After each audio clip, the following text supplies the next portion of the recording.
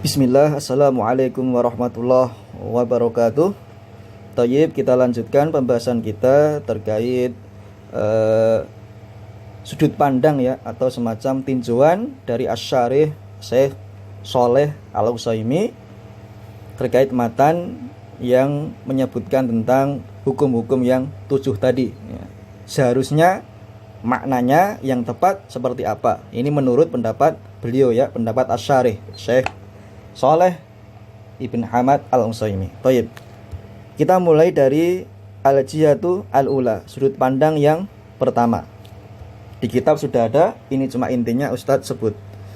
Min haitsu ta'rif ala annaha bi'tibaril athar an-nashi anha al-mutaratib 'alaiha fas-sawabu wal 'iqabu huma atharun yata'allaqu bima dzukira ma'ahu. Ya. Ini sudut pandang ya, tinjauan atau kritikan dari Asy-Syarih terkait hukum-hukum 7 yang terdapat di matan Al-Waraqat. Maknanya ditinjau dari segi definisi atau pengertian, bahwasannya definisi hukum-hukum yang 7 tersebut didefinisikan atau diartikan hanya berdasarkan dampak yang ditimbulkan, dampak yang muncul, dan konsekuensi akibat dari benar tidaknya perkara tersebut apabila dikerjakan, yaitu dari sudut pandang pahala dan dosa, yaitu hukuman, bukan berdasarkan hakikat yang terdapat dalam makna hukum-hukum yang 7 itu sendiri. Jadi metode yang ditempuh oleh muallif Syekh Al-Juwaini rahimahullah ta'ala dalam menyusun matannya itu, ketika memberikan pengertian apa itu hukum-hukum as-sab'ah, pengertian dari al-wajib, al-mandub, al-mubah, dan yang lain sampai as-shahih dan al-batil, beliau memberikan pengertiannya melalui segi apa? Dampak yang ditimbulkan dan konsekuensi dari perkara tersebut bila dikerjakan, yaitu apa? Mengacu pada 2 hal, pahala dan dosa. Misalnya, bila dikerjakan mendapatkan pahala, bila tidak maka mendapatkan dosa. Dan kesemua dari makna-maknanya tidak terlepas dari yang namanya pahala dan dosa. Itu jika terkait dengan hukum taklifi. Tapi nanti apabila terkait dengan hukum wad'i, tidak terlepas dari yang namanya al-iqtidad wan nufud, sebagaimana yang telah kita baca dan pahami di pertemuan yang lalu. Baik, kita lanjut ke sudut pandang yang kedua, al-jihatus tsaniyah, ditinjau dari sudut pandang yang kedua. Annal athar an-nashi'a anha minas sawabi wal iqab qad yatakhallaf fayaf'alul 'abdu al-wajiba wa la yusab wa yatrukul 'abdu al-wajiba wa la yu'aqab liwujudi mani'in fi kullin minhuma. Maknanya ini ditinjau dari sudut pandang yang kedua, kritikan ya, semacam apa? Bantahan oleh Asy-Syarih kepada al-mu'allif, bahwa definisi atau pengertian yang diberikan berdasarkan dampak atau konsekuensi tersebut yang ditimbulkan semata tidak dapat dijadikan acuan atau pedoman karena bersifat tidak baku. Apa maksudnya? Kita perjelas dengan contoh atau misal. Misal, apabila seorang hamba menunaikan suatu kewajiban sehingga oleh syariat dianggap sah, ya, sudah cukup, sudah dianggap melakukan suatu kewajiban, dia sudah terbebas dari tuntunan dan tanggungan, sudah gugur tanggungannya, diterima, tetapi tidak mendapatkan pahala. Sudah menunaikan suatu kewajiban, dianggap sah, diterima, tapi tidak mendapatkan pahala. Contohnya apa? Contohnya adalah seorang hamba yang sholat dengan khusyuk, rukun syaratnya terpenuhi, tapi dia pernah datang meminta bantuan ke seorang kahin atau seorang tukang tenung atau dukun, ya, sholatnya sah, diterima, tapi tidak mendapatkan pahala, ya. Atau sebaliknya, seorang hamba yang meninggalkan suatu kewajiban, ya, ada perintah syar'i, kewajiban misalnya sholat atau puasa atau membayar zakat, tapi tidak bisa melaksanakan atau ditinggalkan, juga tidak mendapatkan ancaman dosa atau hukuman karena adanya sebab uzur atau penghalang, ya. Misalnya apa? Dia tidak sholat karena belum tahu hukumnya, atau karena dia tertidur, atau ketika menjalankan puasa Ramadan yang wajib, ya, dia puasa dalam kondisi puasa, tapi di siang hari makan atau minum lah, tetapi karena lupa, ya, dan dia tidak mendapatkan ancaman atau dosa terkait hal tersebut, ya. Jadi ada semacam uzur, ya. Ini menurut tinjauan syar'i. Apabila hamba, contoh yang lain, meninggalkan semacam puasa Ramadan, ya, wajib dilaksanakan, tapi dia tinggalkan dan tidak mendapatkan dosa karena ada halangannya, ada udurnya, misalnya safar, atau misalnya sakit, atau kalau seorang perempuan dalam kondisi haid misalnya, atau nifasnya. Jadi dia sengaja meninggalkannya, tapi ada sebab yang syar'i, tidak mendapatkan semacam dosa. Itu pengertian untuk menjelaskan tentang sudut pandang yang kedua tadi. Kemudian ini tambahan dari Asy-Syarih, penjelasan Asy-Syaikh Shalih Al-Utsaimin. Fal muwafaq lil wad'i syar'i an yadhkura ma'as thawabi wal iqabi al wa'da wal wa'id. Maknanya, maka yang tepat dan sesuai dengan istilah syar'i adalah penyebutan pahala dan dosa bersama atau bersamaan, beriringan dengan janji akan pahala yang didapat dan ancaman hukuman bila dikerjakan. Dengan apa? Dengan dosa. Contohnya tadi, sudah niat untuk misalnya puasa Ramadan, tapi qadarullah karena seorang perempuan sunatullah esok harinya mengalami haid, dia tidak jadi melaksanakan puasa, tapi sudah mendapatkan janji berupa pahala yang didapat karena niatnya. Atau misalnya sudah niat untuk menjalankan ibadah haji, sudah siap, tapi qadarullah ketika waktunya sudah pas, ya, di musim haji seperti sekarang ini ada pandemi, ya, prosesi ibadahnya, pelaksanaannya menjadi tertunda, tapi dia sudah ada niat karena hajinya itu wajib dan dia mampu, dia tinggalkan, tapi tidak mendapatkan ancaman karena apa? Ada sebabnya, yaitu masa pandemi. Jadi yang pas sesuai dengan pendapat syar'i atau menurut syariat, makna yang pas itu dengan menyebut pahala dan dosa diiringi dengan janji akan pahala yang didapat karena niatnya tadi, dan ancaman hukuman bila mengerjakan dosa, ya. Ditinjau dari segi niat atau dari segi pengaruhnya. Ini kenapa ditinggalkan, sebabnya apa, apakah ada udzur syar'i.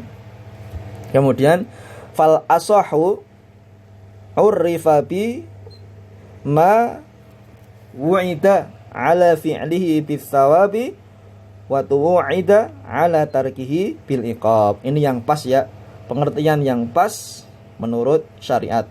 Maka definisi yang tepat adalah sesuatu yang telah dijanjikan oleh Allah Ta'ala bagi orang yang mengerjakannya dengan mendapatkan pahala, dan telah diancam oleh Allah Ta'ala bagi orang yang meninggalkannya dengan siksaan atau dengan adab. Ini ada di dalam kitab di halaman 17 ya. Ini terkait penyebutan yang pas terkait kata kunci as-shawab wal iqab. Toyib. Berikutnya ditinjau dari sudut pandang yang ketiga. Al-jiyah as-salisah. Annal asarul mazkura qad la yata'allaqu bi jami'i afradi ma dzukira lahu kan nufud fi shahih wal batil. Maknanya bahwa penjelasan yang telah disebutkan oleh mu'allif rahimahullah ta'ala dalam matan tidak mencakup keseluruhan dari setiap bagian dari hukum-hukum yang 7 tersebut, seperti kata an-nufuz di bagian hukum wad'i yaitu as-shahih dan al-batil. Famithlu hadza yajri fi ma yakunu bainal 'abdi wal 'abdi fil muamalat. Maka yang seperti itu ya berlaku antara tindakan seorang hamba dengan sesamanya, sama seseorang hamba dalam hal muamalah terkait dengan hukum wad'i, as-shahih dan al-batil. Kata kuncinya adalah an-nufuz, terlaksana atau tidaknya suatu perbuatan. Amal ibadat fala yajri fiha. Adapun dalam perkara ibadah, yaitu hubungan semacam perbuatan, tindakan antara seorang makhluk dengan khalik atau seorang hamba dengan Allah Ta'ala, maka hal tersebut tidak berlaku. Ini menurut sudut pandang Asy-Syarih ya, Syekh Shalih Al-Utsaimin. Jadi ada perbedaan antara hukum wad'i khususnya di bagian hukum shahih dan al-batil di perkara terkait dengan ibadah dan muamalah ya. Misalnya perkara hukum shahih dan batil ini bisa terlaksana di bagian muamalat, tapi tidak bisa atau tidak pas diberikan di posisi ibadah ya. Kemudian ada perbedaan antara bagian dari hukum-hukum 7 tersebut terkait perkara ibadah atau muamalah ya. Ini yang belum disebut oleh mu'alif, tapi sudah dijelaskan oleh Asy-Syarih hafizahullah ta'ala. Baik, kita ke sudut pandang yang keempat. Al-jihatur rabi'ah. Ini menurut pendapat Asy-Syarih ya. Tentunya yang menjelaskan Syekh Shalih Al-Utsaimin memberikan semacam definisi atau pengertian yang berbeda dari yang disebutkan oleh Syekh Al-Juwaini selaku mu'alif. Al-asahu annal ahkama tunsabu ila wadhi'iha la ila man ta'allaqat bihi. Maknanya yang benar, hukum-hukum itu atau semacam peraturan-peraturan itu dinisbatkan kepada pembuatnya, kepada yang menetapkannya, yaitu Al-Khaliq, Allah Ta'ala, Asy-Syari', atau yang menetapkannya, bukan kepada yang ditetapkan atasnya, atau bukan yang hukum itu dibuat untuk siapa atau atas siapa, yaitu makhluk atau hamba. Maka lafadz yang pas menurut beliau ini dilihat dari sudut pandang yang keempat ya, dari segi wadhi'u al-ahkam atau dari segi lafadznya. Fal hukmul awal seharusnya al-ijab la al-wajib. Maknanya hukum yang pertama seharusnya lafadznya ijab dan bukan wajib. Al-hukmus tsani an-nadb la al-mandub. Hukum yang kedua seharusnya namanya itu lafadznya an-nadb dan bukan mandub. Al-hukmus tsalis al-ibahah la al-mubah. Hukum yang ketiga juga seharusnya lafadznya itu atau dinamakan dengan al-ibahah dan bukan al-mubah. Al-hukmur rabi' al-hadar la al-mahdzur. Kemudian yang keempat, hukum yang keempat seharusnya juga namanya al-hadar dan bukan al-mahdzur. Dan hukum al-khamis, al-hukmul khamis al-karahah la al-makruh. Hukum yang kelima seharusnya definisinya atau penamaannya dengan lafadz al-karahah dan bukan al-makruh.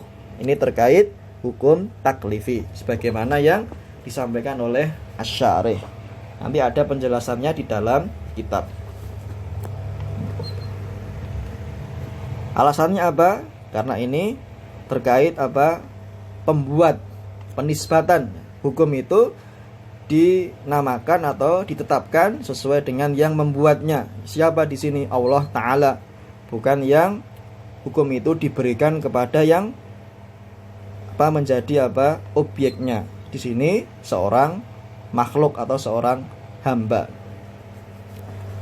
Kemudian lanjutannya terkait hukum wad'i. Al-hukmus sadis as-sihhah la as-sahih.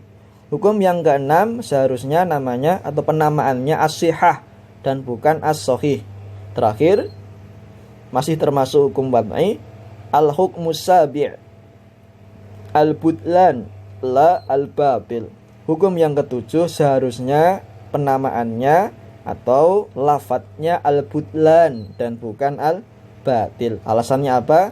Tadi di awal al-asah anal ahkam tunsabu ila wadi'iha la ila man ta'allaqat bihi. Hukum itu dinisbatkan kepada pembuatnya atau yang menetapkannya, bukan kepada yang ditetapkan atasnya, yaitu makhluk atau para hamba. Taib. Kemudian sudut pandang yang terakhir, yang kelima, al-ismul ladzi ja'alahu syara'u ahsanu minal ismil ladzi yaj'aluhu ghairuh. Maknanya nama atau semacam istilah definisi yang telah ditetapkan oleh syariat itu lebih baik, lebih afdal dan lebih sesuai daripada nama-nama yang ditetapkan oleh selain dari syariat. Ini masih terkait dengan hukum yang 7 tadi ya. Nanti ada semacam perbedaan penamaan atau istilah. Nanti Ustadz bagi 3 sesuai dengan al-mu'allif, sesuai dengan matan, kemudian asy-syarih menurut sudut pandangnya beliau membenarkan dari yang tertulis di matan, dan yang ketiga sesuai dengan definisi syariah atau asy-syara'. Ya. Al-ahkam as-sab'ah allati qarraraha asy-syar'u asma'aha wa ma'aniha. Nama-nama dan makna-makna hukum yang 7 tadi yang ditetapkan oleh syariat. Ya. Kalau tadi kita mengenal al-wajib, an-nadab, al-ibahah, al-hadar, al-karohah, as-sihah, al-butlan, ada nama lainnya dalam syariat atau dalam yang terdapat di dalam nas Al-Quran ataupun sunnah Nabi Muhammad SAW. Kita mulai. Al-wajibu yusamma fi syar'i fardhon atau al-fardhu. Al-wajib di dalam syariat disebut dengan fardu. An-nadbu yusamma fi syar'i naflan atau an-naflu atau nafilah. An-nadbu dalam syariat dinamakan disebut dengan nafal atau nafilah. Al-ibahatu tusamma fi syar'i tahlilan atau halalan. Al-ibahah dalam syariat dinamakan dengan tahlil.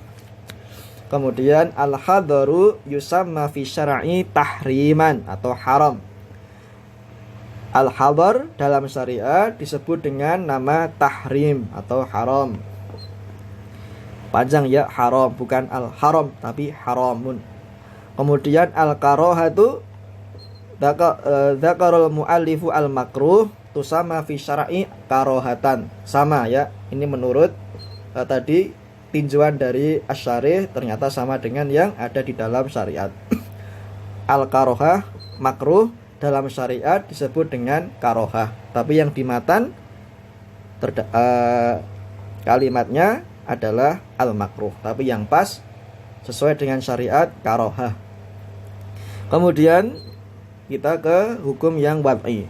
As-sihhah tusamma fi syar'i al-qabul. As-sihhah dalam syariat disebut atau dinamakan dengan al-qabul, artinya yang diterima.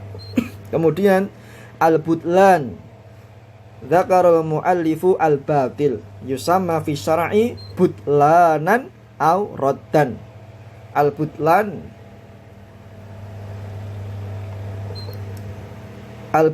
atau al-batil dalam syariat disebut dengan sama al-butlan atau raddan yang tertolak. Tetapi di matan mu'allif menyebutkan dengan nama al-batil yang seharusnya kalau ditinjau dari segi syariat namanya butlan atau nama lainnya raddan yang tertolak atau yang batal. Al-butlan berarti sama dengan yang dijelaskan oleh asy-syarih yaitu Syekh Shalih Al-Utsaimin. Baik. Kemudian ini mustalahahnya. Kita agak cepat ya mengejar waktu. Di kitab juga sudah ada, tapi Ustadz ambil yang penting-pentingnya saja. Kita mulai. Mustalahatu syar'iyyah min tilkal ahkam as-sab'ah. Al-fardu, al-khitabu syar'i at-talabi, al-muqtadi lil fi'li iktidaan laziman. Hampir mirip dengan yang kita pelajari di pertemuan pertama tadi. Fardu maknanya adalah khitab syar'i yang menuntut suatu perbuatan dengan tuntunan yang kuat, tegas, keras atau harus dikerjakan. Kalau tidak mendapatkan ancaman atau siksa. Kemudian yang kedua, an-naflu al-khitabu syar'i at-talabi al-muqtadi lil fi'li iktidaan ghairu lazimin.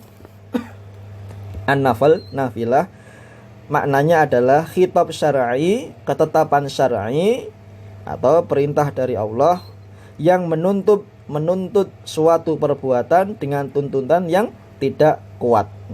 Jadi ada kesamaannya. Al-khitabu syar'i at-talabi al-muqtadi lil fi'li sama al-muqtadi lil fi'li, cuma bagian akhirnya berbeda. Kalau yang fardu iktidaan laziman, tuntutannya tegas, kuat, harus dikerjakan. Tapi yang nafal iktidaan ghairu lazimin, tuntutannya tidak kuat atau tidak sekuat yang ada di dalam fardu. Kemudian yang ketiga, at-tahlilu al-mubah al-khitabu syar'i at-talabi al-mukhayyar bainal fi'li wat tarki. Al-khitab asy-syar'i at-talabi al-mukhayyar bainal fi'li wat tarki. At-tahlil atau mubah adalah maknanya khitab syar'i yang membolehkan suatu perkara untuk dikerjakan atau ditinggalkan. Seperti yang kita baca di awal pertemuan tadi terkait hukum taklifi di bagian mubah. Kemudian yang keempat, at-tahrimu. Mal maksud bit tahrim?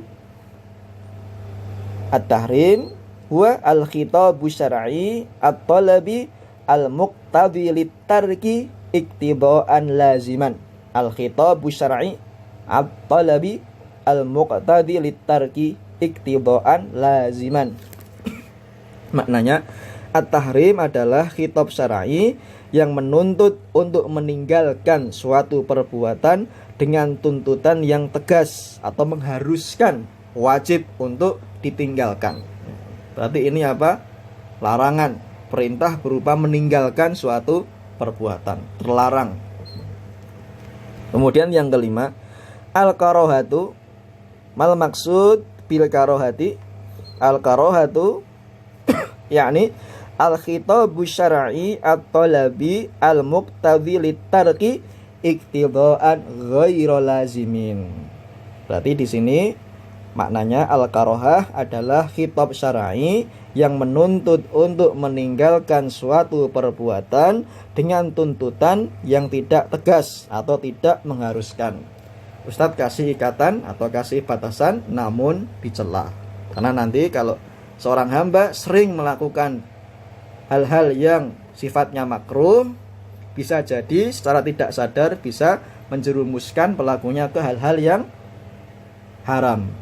Karena sebetulnya ada titik kesamaan antara yang tahrim dengan yang karohah. Tadi kita perhatikan at-tahrim al-khitabu syar'i at-talabi al-muqtadi lit-tarki. Nah, ini tolong digaris bawahi. Kemudian yang karohah al-khitabu syar'i at-talabi al-muqtadi lit-tarki. Sama-sama khitab syar'i yang menuntut untuk meninggalkan suatu perbuatan sama yang menuntut untuk meninggalkan suatu perbuatan, cuma yang ditahrim iktidaan laziman. Kalau yang tahrim dengan tuntutan yang tegas atau mengharuskan untuk ditinggalkan. Kalau tidak mendapatkan dosa atau ancaman atau siksa. Tapi yang karohah iktidaan ghaira lazimin, dengan tuntutan yang tidak tegas atau tidak mengharuskan. Namun perlu diperhatikan ada namanya celah dalam syariat. Karena al-makruh secara bahasa maknanya yang dicela atau perbuatan yang tercela. Walaupun tidak sampai harus harus ditinggalkan, tidak, atau mendapatkan ancaman, tidak, tapi ada celahnya di situ. Belum sampai derajat ke kalau dikerjakan mendapatkan dosa atau ancaman, tidak, tapi semacam celaan. Cuma lebih baik ditinggalkan karena dia seyogyanya masih satu sisi dengan tahrim, tapi derajatnya di bawah at-tahrim. Baik, berikutnya kalau tadi terkait dengan hukum taklifi, sekarang hukum wad'inya. Yang keenam, ini dari sudut pandang syar'i ya. Al-qabulu al-khitabu syar'i at-talabi al-muta'alliqu biwasfin ma yahtamilu wajhaini bimuwafaqati hukmi syar'i.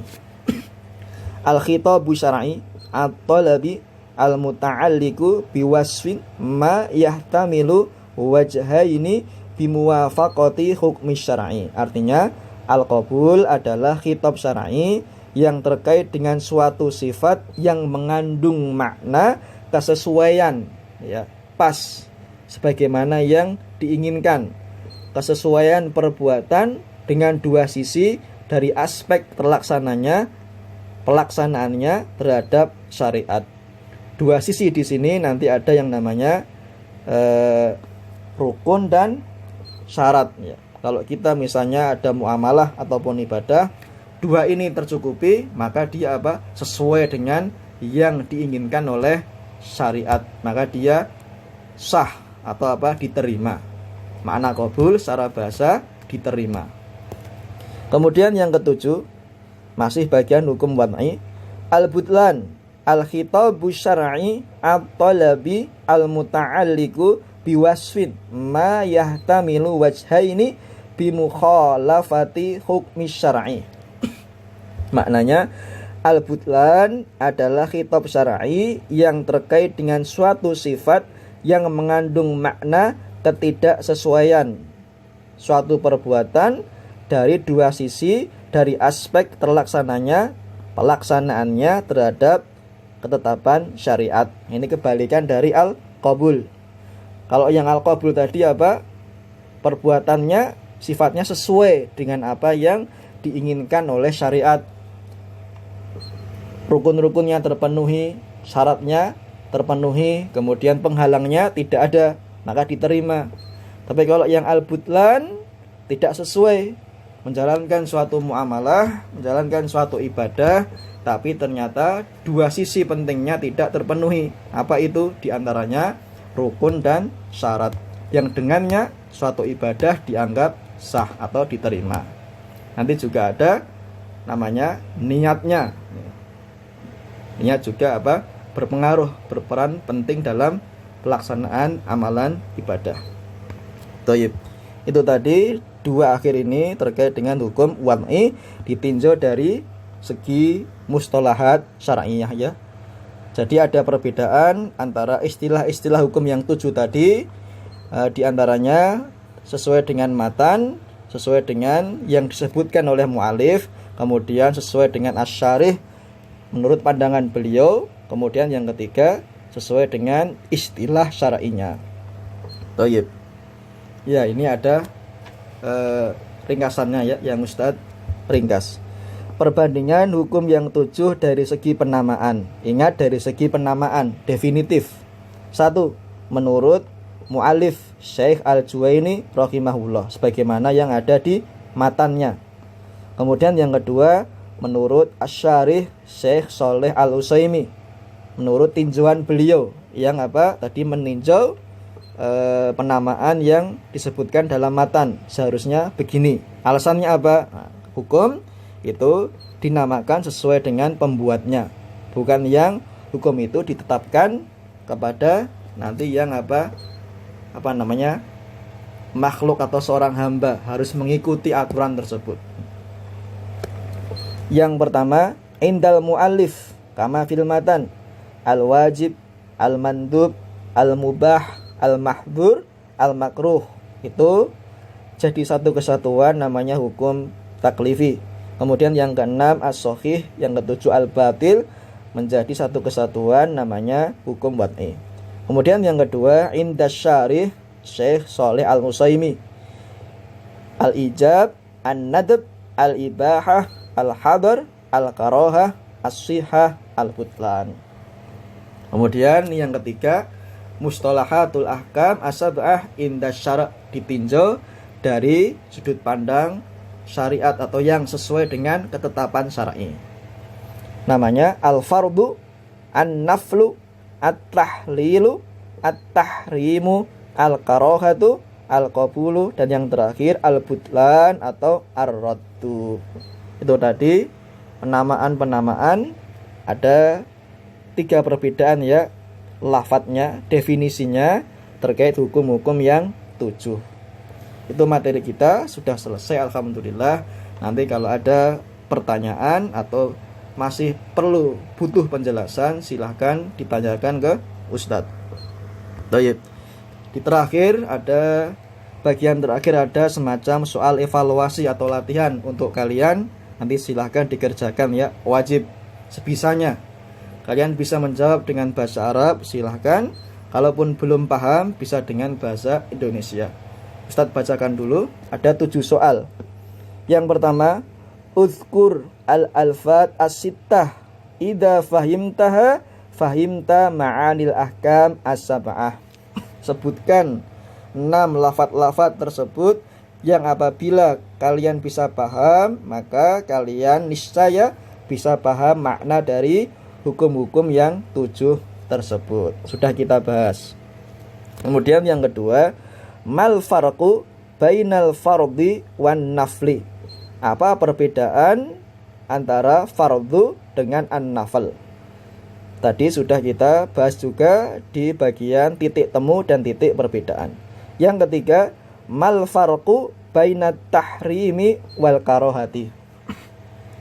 Apa perbedaan antara tahrim atau al-haram dengan al-karahah? Sama, sudah kita bahas di bagian bab titik kesamaan, titik temu dan titik perbedaan bagian hukum taklifi. Kemudian yang keempat, wa ma huwa tahlilu inda mustalahi syar'i. Dan apa itu yang dimaksud dengan at-tahlil? Ditinjau dari istilah syar'i. Pengertiannya apa? Tadi sudah ada bab khusus membahas tentang at-tahlil di bagian mubah. Kemudian yang kelima, uzkur al-ahkam as-sab'ah indal mu'alif. Sebutkan hukum-hukum yang 7 sebagaimana yang disebutkan oleh mu'alif atau yang ada di dalam matan. Yang keenam, uzkur al-ahkam as-sab'ah inda nadhari syarih. Sebutkan hukum-hukum yang 7 dari pendapat asy-syarih. Tadi sudah ada. Kemudian yang terakhir, soal ke-7, uzkur al-ahkam as-sab'ah inda mustalahi syar'i. Sebutkan hukum-hukum yang 7 tadi sesuai dengan istilah syar'inya. Itu tadi 7 soal untuk evaluasi, wajib bagi kalian untuk mengerjakannya. Nanti silahkan dikumpulkan, akan Ustadz beritahu jadwalnya. Toyib, materi kita selesai. Barakallahu fikum, waffaqakumullahu jami'an. Wassalamualaikum warahmatullahi wabarakatuh.